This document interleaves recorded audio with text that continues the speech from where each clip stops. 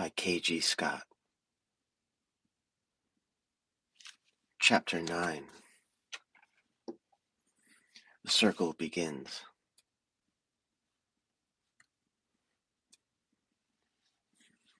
1640, May 20, 1990, Red Deer, Alberta, Canada. Turmoil, chaos, and destruction. Yes, a young bachelor is in the kitchen trying to impress a girl with a Valentine's feast a la resistance. He should have just settled for dinner, possibly even brunch. In fact, it's never too late for takeout.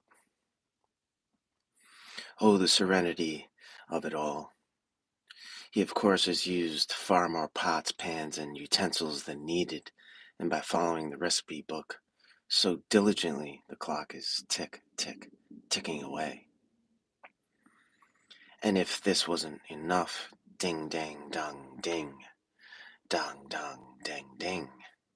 Ah, yes, the doorbell rings, the chimes of the arriving guests, and of course the ready, enthusiastic, and completely useless second bachelor. Jason.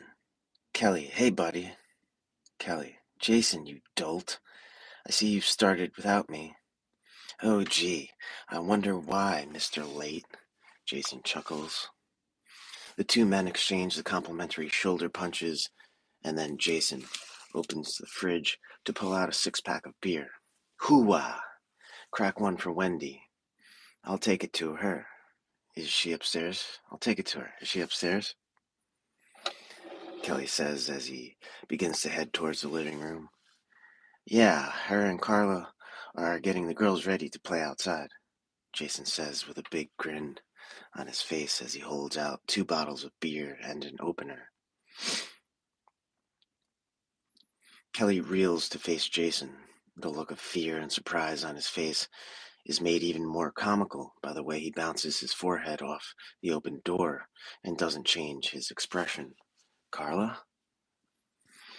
Jason is smiling from ear to ear as he sets the beers on the counter and points for Kelly to pick them up.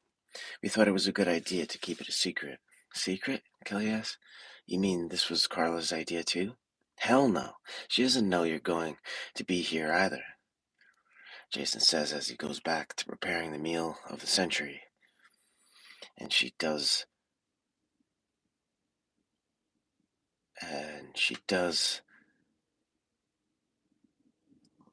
live here too, dummy. And she does live here too, dummy. Prick, Kelly says under his breath. I thought she was out of town. Jason, she came back. Kelly, you take the beer up. Fuck off, I'm busy, Jason says as he starts to push the stuffing into the butchered chicken. And besides, he holds up his hands. My hands are unpresentable. Who's here? Carla asked as she looked out the window. Kelly Gordon, Wendy replied as she quickly looked up to catch the expression on Carla's face.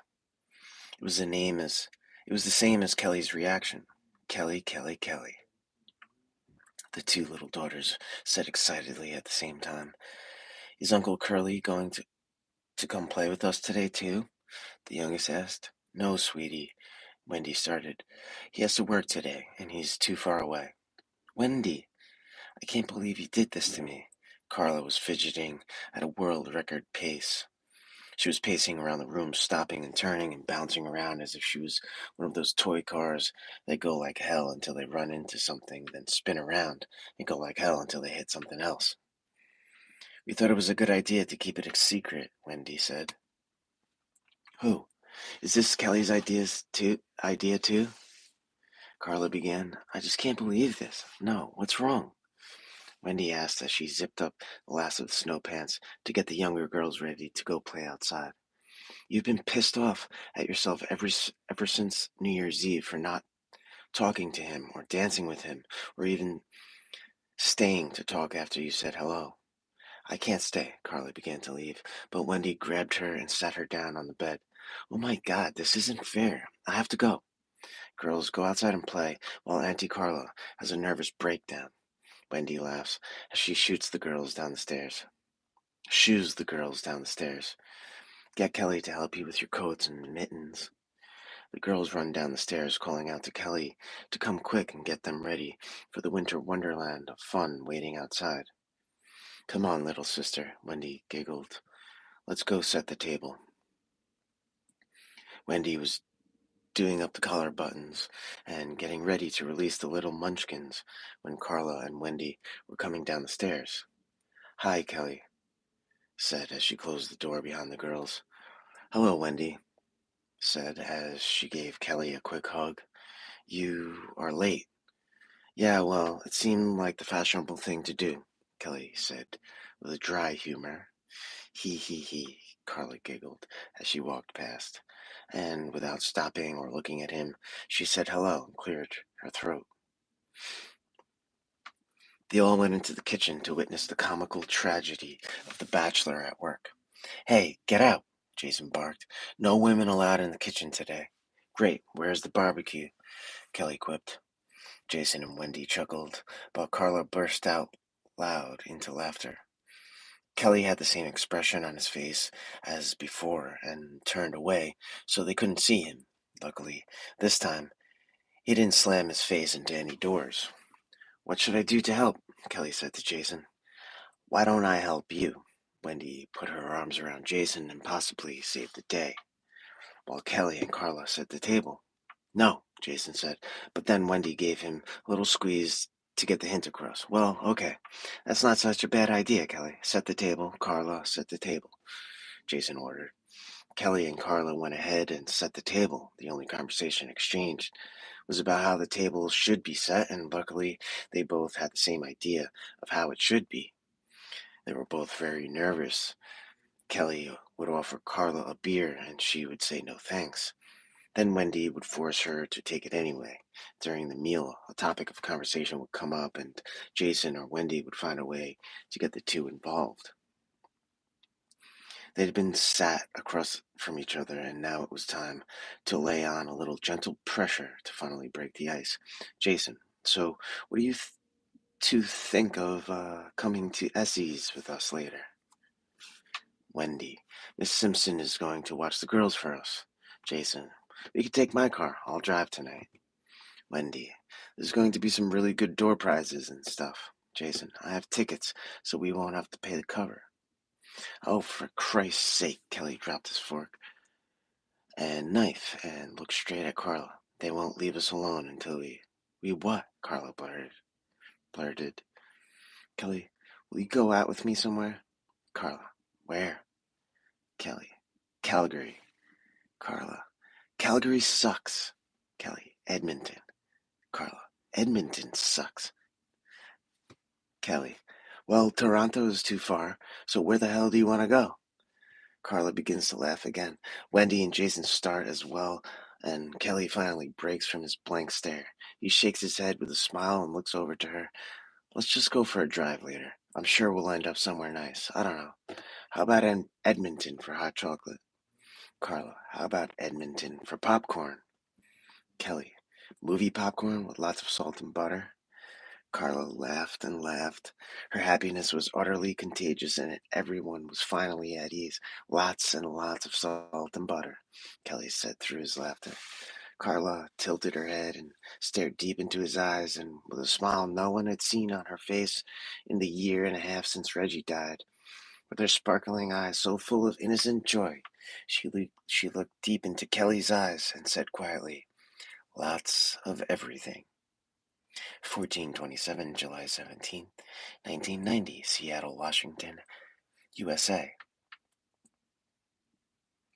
1990 had already been a busy one for the Seattle office of the FBI. There were still 4 unsolved robberies from 1989 and 2 new ones this year. There had been 1 hostage situation in Spokane, and a kidnapping from San Francisco had made its way up to the northwest. The joint undercover operation in Canada had so far been successful. It had spawned a dozen arrests in each country. No big ones, but the ball was rolling. There had also been a very large investigation started concerning smuggling in the area. A joint venture between several agencies in the United States and Canada was about to get underway. Joe Myers had moved back to Seattle in June.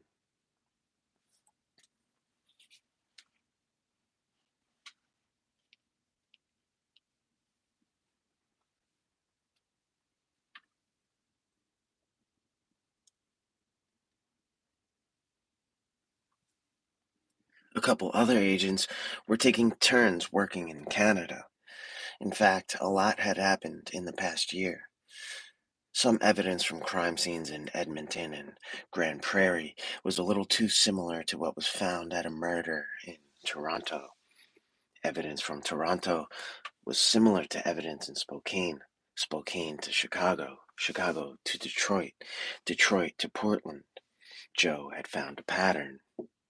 Look, FK, you of all people should be able to see the same thing I do. Joe's voice was unusually defiant and full of a confused excitement.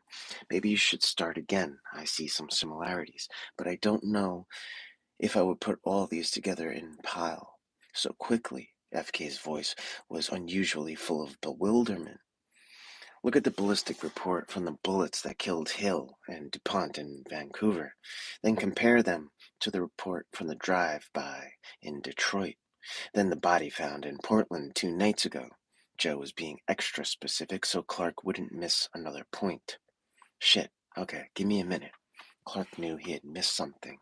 If Joe was this adamant about making his point, so he read the files twice. Devastators. The word almost hung in mid-air as he said it.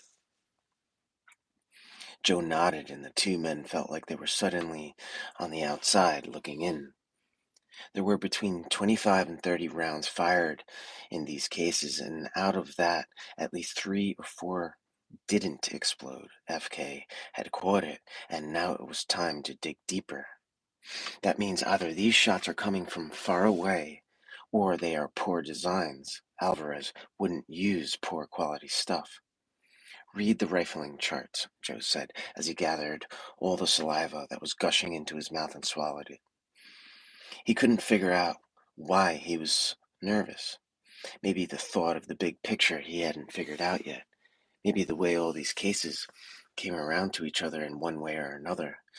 Maybe because now someone had bumped into Pandora's box and shaken something loose. There are 2 patterns that show up in each case. Clark spoke with a purpose. Look at the charts from Toronto, Edmonton, and Chicago, Joe said, as he pointed to the other open files on Clark's desk. He was leaning across Clark's desk and getting away with it. Clark kept looking up at Joe each time he noticed something, then back at the files, then up over his glasses at Joe. Then he took off his reading glasses, put them on the desk, and leaned back in his chair. The same rifling. We've got someone running around, making sure the shots are going to kill. As he continued to speak, his voice grew louder and louder. It's happening once every month or so, and all over the damned continent. Now his voice was full of true hot-tempered anger, and either they've got a helper, or they're holding 2 guns at once. I thought I was chasing Alvarez, but now I think he's got some competition for the big hits. Joe's look was tired but focused. Clark, Alvarez was getting away from Hill and DuPont when they took these hits. Joe, yes, exactly. He was running away, not pulling the trigger. If he wasn't, then then who was? These hits aren't his style at all, are they? Clark was beginning to see why Joe was so messed up with this. These are terrorist-type hits. Alvarez likes to show off his good shot. He usually only fires a second one if it's a moving target. And he has never used any kind of exploding round before. He uses man-stoppers. He's not a terrorist like this. He'll terrorize his victims, but he doesn't go for the mass killing thing. Joe finally allowed himself to step away from the desk, but now he was pacing around Clark's office and getting away with it. Not only that, but he hasn't left a calling card. Not since he killed Monroe. Clark sat ahead in his chair again. Socorro. What does that mean? It's an island off western Mexico, isn't it? Joe's face was all scrunched up as he spoke, and he was beginning to use the tips of his fingers to rub his temples. Yes, it's also a town in New Mexico. It's also famous because NASA or someone has one of those very large array telescopes there. As far as we know, he's never even been to either place. I think the crazy bastard just did that to be gross and to send us off on a useless chase. Clark replied as if he was thinking of something else. Then he stood up and opened a cupboard in the back corner of his office. He pulled out a rolled up map and laid it out on his desk, then signaled for Joe to come around to his side of the desk and pulled the files out and started placing them into chronological order above the map. Monroe was killed in the fall of '87, November 15th in Spokane, Washington. Alvarez was spotted in Edmonton, Alberta on the 18th. The next day he was seen grabbing that wacko at the shooting in Red Deer, Alberta, shooting Mounties. Then our team follows him in Vancouver until he gets away. When two of the team members are killed, Clark was being very direct with each sentence. Then he's not seen again for 2 months after his girlfriend in Grand Prairie was killed. Joe says he reads from the file they have on Alvarez. He pops up in Winnipeg in January of '88. Joe takes a few seconds to read and flip through some of the files, but nothing happens in Winnipeg. The next big event in this chain is in July, but it's in Seattle, then Toronto a week later, Portland. Portland is in September, Clark adds, then Chicago in November. Joe shakes his head. He's moving around a lot, but he's not making any money. He knows we're after him. But he's never run around in circles like this to stay away before. So why is he back in Grand Prairie in November of '88? Clark asks. He went after my buddy Kevin again, stabbed one of his friends, got beat up. Then one of the bodyguards he had with him refused to take on Kevin. Joe started to chuckle. He said he didn't have a gun with him, so he wasn't about to take on that whirlwind guy. Word is Benito Visconti himself tried to recruit Kevin. Kevin said no, and Visconti gave the order for everyone to leave the kid completely alone. The kid apparently said something that got the old man's attention, but neither one has peeped a word about it since. What do you think it was, Joe? Clark had a look of real concern on his face. I think he wants to see the kid left alone. I think he likes having it to hold over Alvarez's head. First of all, Joe, I don't think Alvarez had anything to do with killing Monroe. That's the day he was seen grabbing the guy who shot those three RCMP in Alberta. Shit, you're right, FK. I forgot all about that. Yeah, none of this fits, does it? Well, I wouldn't say that. I think there is a pattern because you've found one. But what is it a pattern of? A purposeful pattern of shit laid down to send us off on a side trip like the one we're on right now. Joe pounded the desk in frustration. Okay, Clark says methodically. Alvarez is in these cities, either when the killings take place or within a couple weeks of them. But it's not him. Not unless he's totally changed his style. Damn it, sir. I just don't have a clue which way to think on this, Joe said as he clutched his hands around the back of his neck and pulled his head towards his chest to try and stretch out the stress. Maybe he's gotten higher up than we thought, Clark begins to speak through his teeth. Maybe the son of a bitch is giving the orders now. Take a look at where he has been and when. See the pattern in the last 3 years? Do you think he would hire killers like these to do hits he orders? Joe asked with a confused, almost dazed look. Depends on whose attention he's trying to get, Clark said as he looked at his watch. I want a brainstorm meeting with all our people. I even want to have Bales and McMaster there. I want every little tidbit of thought we have to try and figure this out before these dirty cocksuckers start bombing hospitals and orphanages. It's worse than FK. Now that we've bashed away on this, I get a sick feeling in my gut that we are missing something. You know, me too, Myers. I think we're back to where we've started on a lot of this. But there just isn't enough to go on right now to think we have anything bigger. Let's just go with it. Let's just go with what we have, and maybe we'll get lucky. 12/28, July 19, 1990, Grand Prairie, Alberta, Canada. Kevin has been feeling a little used and abused. All the jobs he's working at lately have been short-lived. It seems he'll get a job and things will be okay. Then, out of the blue, he'll get laid off or let go for bullshit reasons. This doesn't pay the bills. He hasn't been working any shifts at the detachment either. They've tried to get him to go to the counselor, but he just isn't ready to let anyone in his head yet. He hasn't told any friends or family what happened. In fact, he took off for a few weeks to let the wound heal and the hair grow to hide it. He was a couple of He has a couple of places he works that he only can get a shift now and then. Whenever a concert comes to town, he works setup and security, but that's only once every 3 or 4 months. He had to leave the delivery job he was working at after the shooting. Therefore, he isn't working in contact with the undercover operation. Another person has been moved into that position, a regular member who is collecting 2 wages while Kevin eats craft dinner. To add insult to injury, the girl he is crazy over just wants to be friends. He's been in a couple of fights with a couple of guys who have been giving her a hard time at her work, and so there's a bit of tension with him and her friends.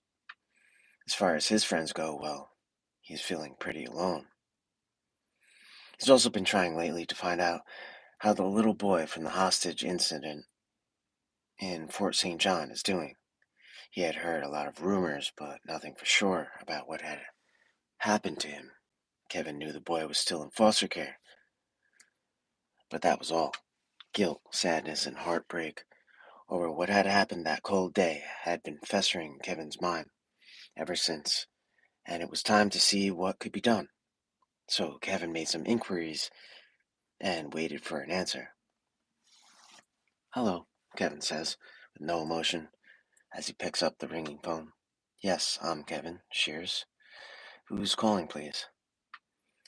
This is Mrs. Van Pelt from Family Social Services in Fort St. John. I'm returning your call. Kevin. Yes, I'm an auxiliary constable with the Grand Prairie RCMP. I was stationed in Fort St. John prior to this, and I would like to follow up on a child in your care. I know which case you are inquiring about, she begins. I spoke to Staff Sergeant Allen just a few minutes ago. Is he there in Fort St. John? Kevin asked, hearing a name that was new to him. Yes, I explained to him that I was not willing to release any information to you. She spoke with a definite disgust in her tone of voice. Kevin noticed it and didn't like what he was hearing. Excuse me, Mrs. Van Pelt, You're a rent-a-cop, she breaks in with. You have no right to think you can have any contact with this poor child. Just one goddamn minute, Kevin bursts. Just who the hell do you think you are talking to? I have nothing further to say, she starts. You, of all people, will never be allowed to go anywhere near this boy while he's in our care. I want to talk to your supervisor right now. Kevin has abandoned being nice. I don't know who the hell you think you are calling me a rent-a-cop. I am a trained and serving member of the Royal Canadian Mounted Police. I'm calling to find out how a victim of crime is doing, a victim who I know personally and wish to visit. so I can make sure for myself he's okay. Mrs. Van Pelt, you are the one who shot his father. Is that what you want to tell him? Kevin, put your supervisor on the phone right now, or I'll be down there tomorrow in uniform with my supervisor, and we'll see who gets in deep shit. I'm waiting. There was a minute or so where Kevin could hear nothing but background office noise. Then someone picked up the phone. Mr. Shears? Kevin, Constable Shears. Yes, Constable Shears. This is David Kaczynski. I'm the branch superintendent. How can I help you? I wish to file a formal complaint unless I am given the information I've requested, he says with a growl in his voice. Your Mrs. Van Pelt will not be dealing with me again. I'll speak to someone else. She insulted me several times and has told my superiors that she won't allow me to have contact with the summer child. Then she has the guts to bring up the fact that I had to be the unfortunate one to do what I did. Mr. Shears, Kevin just keeps on going. Well, I'll tell you something, buddy. I'm going to have to live with that for the rest of my life. I'm probably going to have to do it again someday. And I had to do almost the same thing just a few weeks later. I'll have to live with that too. Brent Subner was someone I thought I knew. I had to kill him so he wouldn't kill that poor little boy, and that bitch is giving me shit for it? Well, fuck her. He begins to sob as he speaks. I just want to come see the kid. I have to come see him. Jesus Christ, I know the poor kid. There was a moment of silence, then Kaczynski sighs and begins to speak softly. Constable, I can only begin to imagine what you are going through. As wrong as she is for saying what she did, Mrs. Van Pelt is following procedure. There is no need for anyone to question or contact the boy. He is suffering from all sorts of ailments related to the experience. Kevin, I just want to come see him for myself. Kaczynski, I know, sir, but I don't think it would be good for the boy. Can I offer you a chance to speak with some of our people to help you cope with everything you are facing? No. Are you going to allow me to come see him, or am I going to call in some favors and go so far over your head you'll think I play golf on weekends with the Prime Minister? Kevin says with a growl again. Mr. Shears, I'm not liking the way this conversation is going. Kaczynski's voice is rising as well. I'll be in touch soon, Kevin barks, and then hangs up the phone. His temper takes over. The rage is unleashed on a couple innocent hockey sticks and an old coffee table. Then it's off to the gym so he can take it out on the kick and punching bags and some weights. He never gets to go see the young child. He gets into some hot water over the whole thing, but makes sure he goes face to face with the family services people and a couple high ranking RCMP officers. If he's going to get into shit over this, he's going to get in as much shit as he can. In fact, that is what he tells one of the staff sergeants who is tearing a strip off of him. About 2 weeks later, he ended up with a job in another town far away from all of this. He began to make decent money and joined the auxiliary there when a spot became open. It was time to begin to get and stay away from everything. About 6 months later, he would move back home to help take care of his parents who were both ill. He took a job a little after that working in the far north. A few months later, he moved to Edmonton, and there's a whole new book to write about that. Kevin ended up becoming completely removed from the whole Alvarez situation. After several tries to get him back in the fold, his law enforcement friends decided to leave him completely alone for a while. 0848, April 5, 1991. E Division, RCMP, Headquarters, Vancouver, British Columbia, Canada. It's a typical spring day in Vancouver, BC. It rains in the morning, then the sun comes out to warm up the air and burn off the forming mist. Then after lunch, it rains in. Same damn weather as Seattle, Joe says to Tillman. I bet you wish it was snowing, don't you? Tillman, whatever, Yankee. Why don't you go home and take this shit weather back with you? They chuckle together and then sit down at the conference table. A moment later, Oliver, Burton, and King walk in, exchanging the usual greetings with each other and sit down as well. Then, after a couple of minutes of chatting, the door at the other end of the room opens and two men walk in. "Gentlemen," the inspector says as he enters, "I want you all to sit on this side of the table so you can view the screen." Then, as he goes to the other end of the room and closes the main doors, the other man stands at the head of the long table and begins to speak. "My name is Superintendent Lyle Ferguson. I'm going to be bringing some people in who will relay some information to you. Some of these men will be wearing masks. It is imperative you do not know who they are, because they are deep undercover in a crime organization, and I want them completely anonymous to everyone. There is going to be a lot of information exchanged here today, so this is all being recorded." Then the door opens behind him and six men walk in. They are Corporal Bob Riley, Canadian Navy Captain Ivan Racine, Canadian Navy Lieutenant John Curtis, Vancouver Police Detective Art Stevens, Seattle Police Detective Brian Rondell, and United States Coast Guard Captain Douglas Merrill. All the introductions are made, and everyone takes their seats. Then F.K. Clark comes in with the two masked men, and they sit down. Are you familiar with the expression, "cut the tension with a knife"? Well, if you would have been sitting in this room on this day, you would be very familiar with it. Gentlemen, the superintendent opens the proceedings, still standing imposingly at the head of the table. "I'm going to have Detectives Rondell and Stevens start this meeting off. Brian." Then he sits in his chair. "Thank you, sir," Rondell begins. "Art Stevens and I have been working together for about 2 months now. We've found a large smuggling operation bringing in a variety of illegal contraband and something a little more serious: weapons, illegal ammunition, and drugs," Steven adds. "Yeah, these guys must figure they're going to come corner every market at once," Rondell quips. "We've tracked shipments to fences, corner stores, and private homes."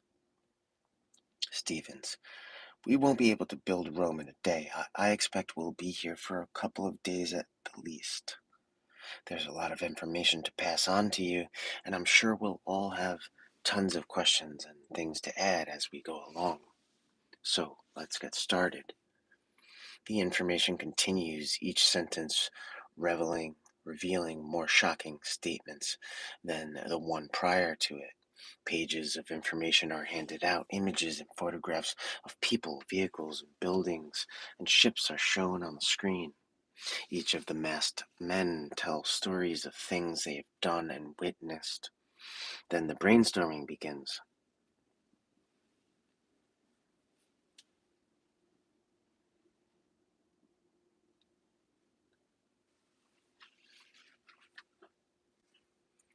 "Joe, you and your team have been tracking a group of fugitives that we believe are involved in this ring." Stevens passes another set of file folders around as he continues. "Can you fill everyone in on your pursuit of the Alvarez bunch?" Joe looks around to the faces in the room, stopping to make eye contact a little longer with those he knows have prior knowledge of the things he is about to say. As he tells the other 15 men about the tragedies and destruction left behind by the group in question, Stevens and Rondell add information linking them and their associates to the operation. A pattern of events unfold and mesh with other events and information that has stumped the investigators chasing the infamous Alvarez and his network of collaborators. As the saying goes, the lights come on. The meetings would continue for 3 days, everyone discussing their particular strengths and how they feel their talents and specialties would best fit the operation. Finally, a plan is formed to which everyone agrees, and the training and practice begins. More meetings follow as leaders of tactical teams, SWAT teams, naval boarding parties, helicopter units, and small boat operators from the various agencies coordinate plans of engagement in association with the men who have devised the general plans. Everyone has a task to carry out. The local authorities are made aware of the operation, and on a warm July evening, under the light of a full moon, the sequence of events is about to begin.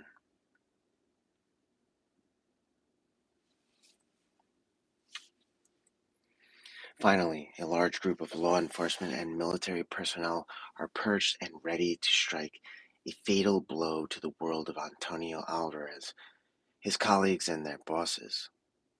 10:40 July 18, 1991, Red Deer, Alberta, Canada. Canada Day and Independence Day have come and gone for another year, but for the first time, Wendy and the girls have been able to take in each. Jason had arranged his holidays so that he could be off for a few days on each side of the two occasions. Then he flew the trio to Ottawa for July 1st and Buffalo for the 4th of July. Wendy was looking better than she probably ever had. She had been clean out of drugs since she had been involved with Jason.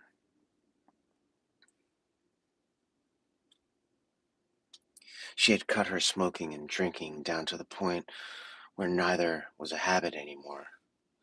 She was buying nicer, more modern cloths for herself, and the girls and the bags under her eyes had gone away. The girls were all excited to see the big buildings of the cities, the historical landmarks, and the fireworks. The trip all but solidified the relationship with Wendy, and she met the family while in Ottawa. A trip to the Granger family cabin on the shore of a small lake in central Ontario between the holidays did wonders for everyone. Once back in Red Deer, the girls went on enjoying the summer vacation. Wendy had started a job at the Safeway just after New Year's, and she was happy to get back to work. Jason had been transferred to the highway patrol, which suited him just fine.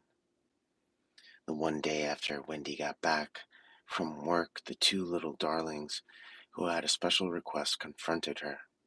"Mommy," Darlene began, "Barbie and I want to ask you something."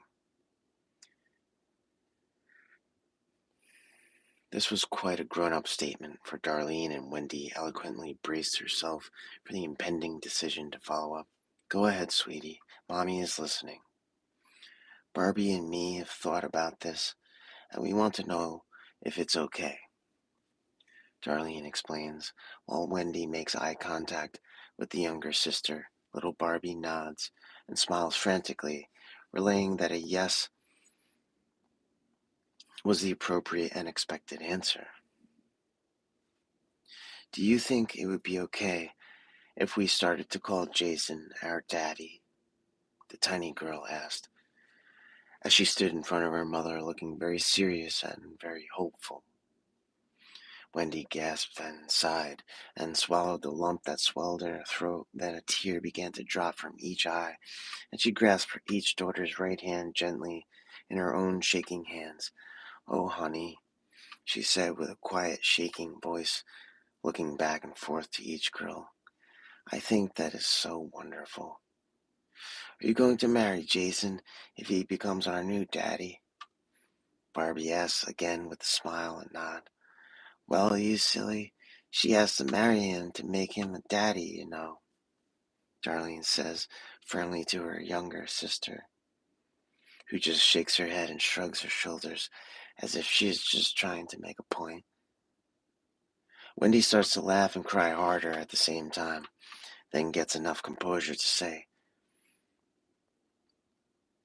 "Look, you two, I said it was wonderful. I didn't say it was okay." "But Mommy," Darlene starts, "he can't be our daddy if you don't marry him," Barbie adds. "Your real daddy and I didn't get married, and we both loved you very much."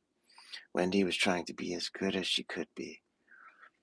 But he was our real daddy. Jason is our new daddy, Darlene argued. Wait, girls. Jason is very special. She paused to take a deep breath to attempt speaking through the tears.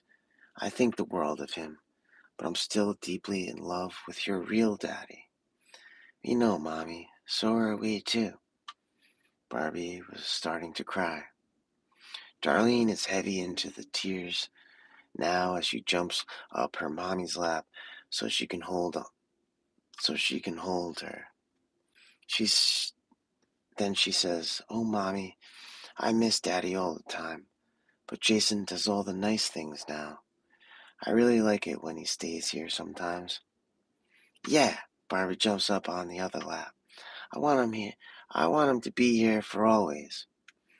Darlene mumbles through the sweater she has buried her face into.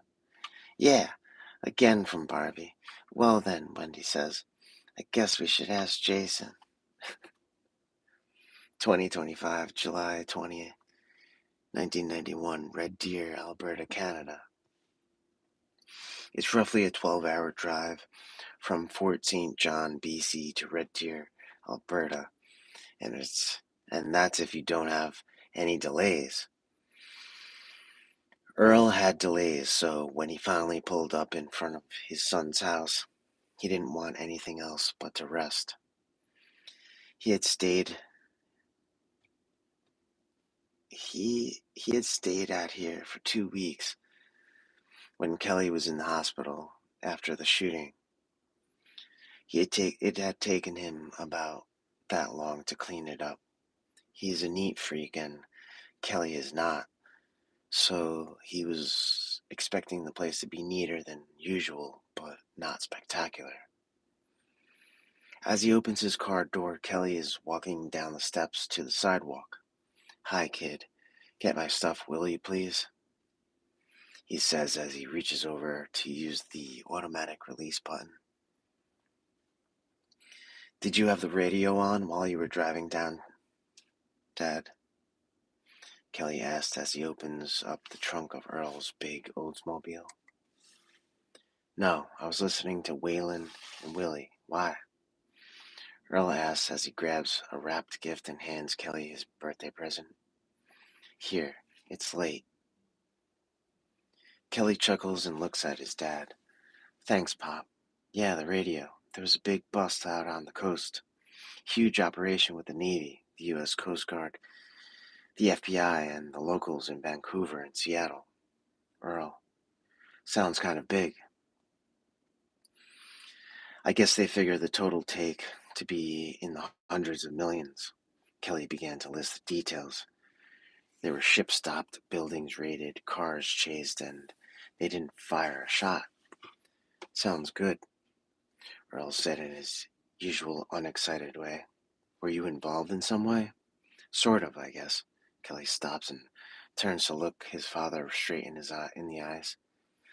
They were after that prick that shot me in the back. Have they got him? Earl asks with a grumbling enthusiasm. Didn't say so, so I don't think they did. If that rotten bastard was in custody, it would have definitely made the news, Kelly said in disgust. Well, I'm stopping in Edmonton on the way home. They want to offer me some desk job there, Earl explains. So I'll do a little digging when I'm there. I've been digging already, Dad, Kelly says, his forehead full of wrinkles from his look of determination, as he looks over his glasses to catch Earl's eye. Sounds like something you might want to tell me over a couple of beers. Earl walks through the door and stops in his tracks while looking around the immaculate living spaces of the perfectly clean house.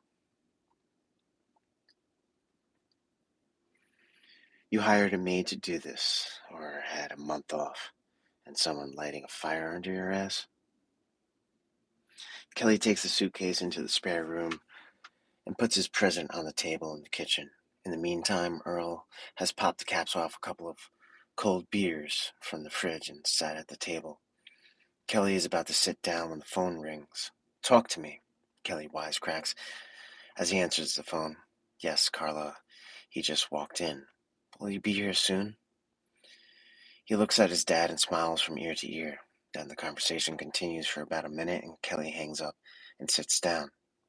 "Carla sounds like a good kid," Earl begins.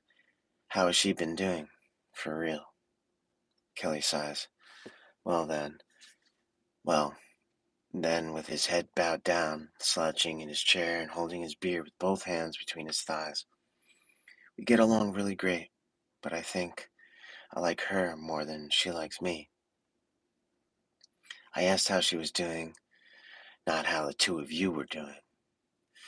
Earl knew it was time to let Kelly do most of the talking. "She's still far away. She's got a wall up for protection, and for a while I thought she had come out from behind it. But now I think she just peeked around the corner to have a look." "Earl, you said she stopped going to counseling? Have you been going to church on Sundays?" Kelly gets a confused look. "Yes." "So have you ever asked her to go with you?" Earl leaned forward as he spoke and gave Kelly a determined look. Kelly looked at Earl for a second and then turned his chair so he was sitting sideways to the table. "She's a Catholic." "So what?" Earl shook his head and spoke out of the left side of his mouth the way he did when he was pissed off with someone who he thought was being single-minded. Then he sat up straight in his chair and spoke normally. "Take her to a Catholic church. Then if you two bond with faith, she'll be willing to go to the United with you. It's a two-way street in life, especially if you want her to know you accept her completely." Yeah, okay, Dad. I never thought of any of that." Kelly was encouraged by the advice. "You just said to hell with it," Earl kind of smirked. "Never gave it a second thought." "Right," Kelly answered. "Well, hey, tomorrow's Sunday. Why don't you ask her to with us and see what she says?" "Chicken shit," Earl smiles. Want me to take the heat for you? Want me to take the heat for you, eh?" Then the two of them laughed and nodded yes at the same time. "Listen, Dad, we have to sit down and talk about the case I've been working on before you go to Edmonton," Kelly said excitedly as the doorbell rang. "Lots of time, kid, lots of time," the father replied. Then Kelly opened the door, and a sweet young Carla walked nervously in to greet him. "She doesn't live far away, does she?" Earl chuckled. Wendy and Jason began planning a wedding for the following summer. Kelly and Carla were going steady and going to the United Church one Sunday and the Catholic the next. Earl would accept the promotion and transfer to K Division in Edmonton, even though he wasn't crazy about living in the city. Alvarez and his gang would lay low for the last half of the year on a tropical island in the South Pacific. They would move to Brazil just before the end of the year to start working with some new colleagues who would teach them a few new techniques and give them a few new ideas on how to make money off the unsuspecting public. As the 90s would begin, their reign of terror would begin to spread around the world. Up next, Chapter 10, Seatbelts Required. The Truth and the Circle Around It by K.G. Scott.